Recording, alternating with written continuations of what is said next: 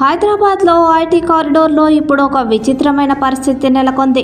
Hitech సిటీగా పేరుగాంచిన ఈ ప్రాంతంలో ఆధునిక టెక్నాలజీ మధ్య పాతకాలపు కట్టెల పొయ్యిలు మళ్ళీ కనిపిస్తున్నాయి. అవును, ఎల్పీజీ గ్యాస్ కొరత కారణంగానే హాస్టళ్లు, పీజీలు కట్టెల పొయ్యిలపై వంటలు చేయాల్సిన పరిస్థితి వచ్చింది. దీంతో గచ్చిబౌలి, మాదాపూర్, కొండాపూర్, హైటెక్ సిటీ ప్రాంతాల్లో పొగలు ఎగసిపడుతున్న దృశ్యాలు కనిపిస్తున్నాయి.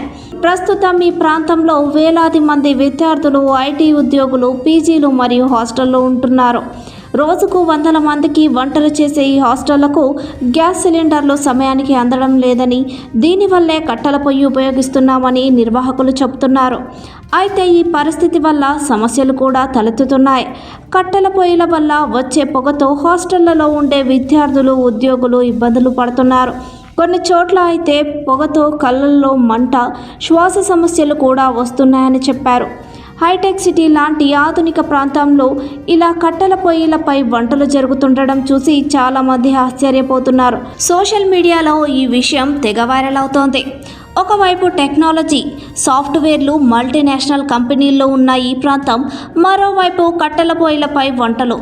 ఈ విరుద్ధ దృశ్యాలు ఇప్పుడు చర్చనీయాంశంగా మారాయి.